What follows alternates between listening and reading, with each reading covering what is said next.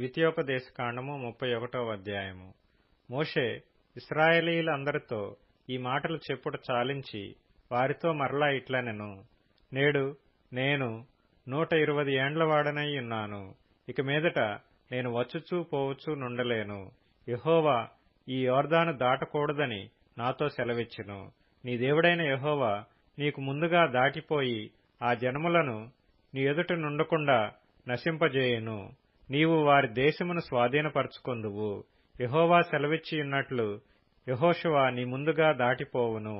యెహోవా నశింపజేసిన అమోరీయుల రాజులైన సీహోనుకును ఓగుకును వారి దేశమునకును ఏమి చేసునో ఆ ప్రకారముగానే ఈ జనములకును చేయును.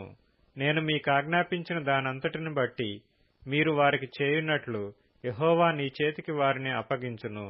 నిబ్బరము గలిగి ధైర్యముగా నుండుడి. భయపడకుడి, వారిని చూచి దిగులు పడకుడి. నీతో కూడా వచ్చువాడు నీ దేవుడైన యెహోవాయే.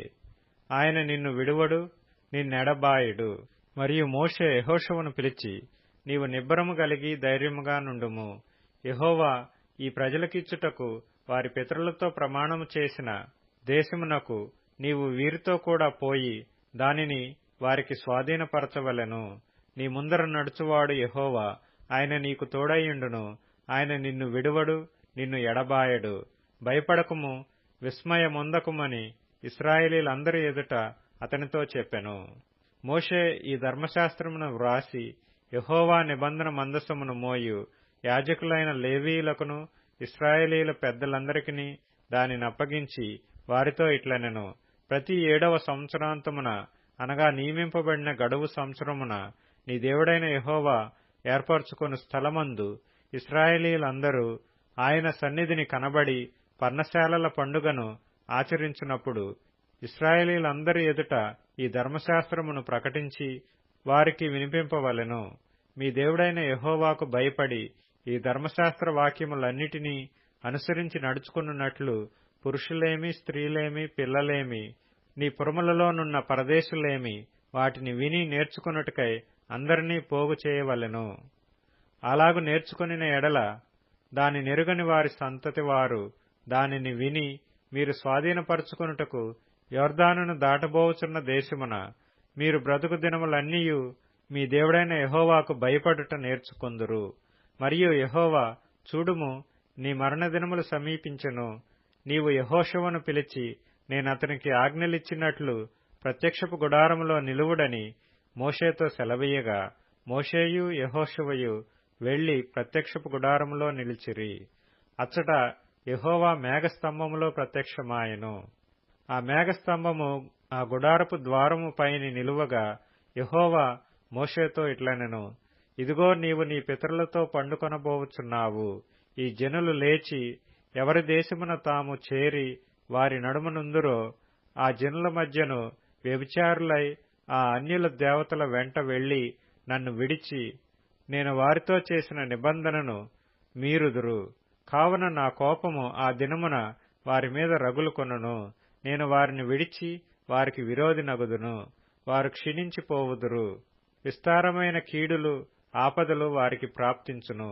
ఆ దినమున వారు, మన దేవుడు మన మధ్య నుండకపోయినందున గదా ఈ కీడులు మనకు ప్రాప్తించననుకొందురు. వారు అన్య దేవతల తట్టు తిరిగి చేసిన కీడంతటినీ బట్టి ఆ దినమున నేను నిశ్చయముగా వారికి విరోధినగుదును. కాబట్టి మీరు ఈ కీర్తన వ్రాసి ఇశ్రాయేలీయులకు నేర్పుడి.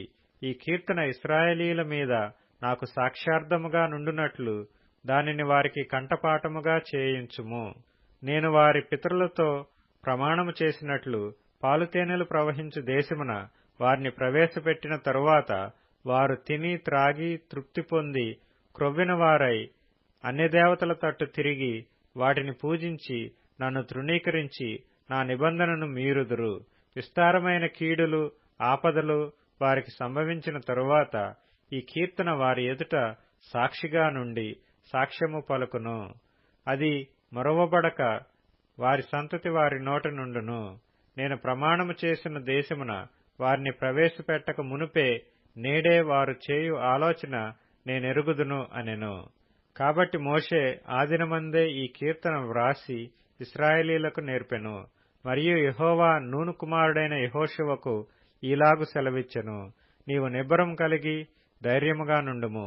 నేను ప్రమాణపూర్వకంగా వారికిచ్చిన దేశమునకు ఇశ్రాయేలీయులను నీవు తోడుకొని పోవలెను. నేను నీకు తోడైయుందును.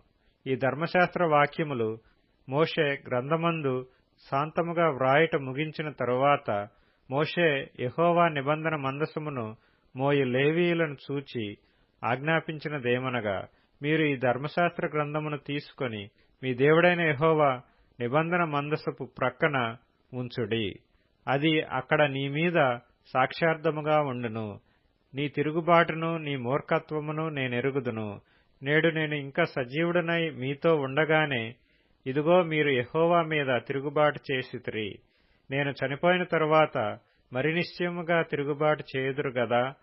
మీ గోత్రముల పెద్దలనందరినీ మీ నాయకులను నా యొద్దకు పోగు చేయుడి. ఆకాశమును భూమిని వారి మీద సాక్షులుగా పెట్టి నేను ఈ మాటలను వారి వినికిడిలో చెప్పెదను. ఎలయనగా నేను మరణమైన తరువాత మీరు బొత్తిగా చెడిపోయి నేను మీకాజ్ఞాపించిన మార్గమును తప్పుదురనియు ఆ దినముల అంతమందు కీడు మీకు ప్రాప్తమగుననియు నేనెరుగుదును. మీరు చేయు క్రియల వలన యెహోవాకు కోపము పుట్టించున్నట్లుగా ఆయన దృష్టికి కీడైన దాని చేయుదురు. అప్పుడు మోషే ఇశ్రాయేలీయుల సర్వ సమాజము యొక్క వినికిడిలో ఈ కీర్తన మాటలు శాంతముగా పలికెను.